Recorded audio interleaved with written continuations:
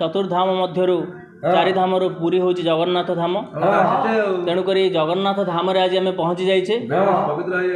आज श्रीक्षेत्र में जो पवित्र बासभवन प्रतिष्ठा तेणुक घरे केमती माँ लक्ष्मी आविर्भाव हो से माँ लक्ष्मी दीपद श्लोक नमस्तुते महामाये श्रीपीठे सुर पूजिते शंख चक्र गदा हस्ते महालक्ष्मी नमस्तुते नमस्ते गरुड़ारूढ़े कोड़े सुर भयंकरी सर्व पाप हरे देवी महालक्ष्मी नमस्तुते।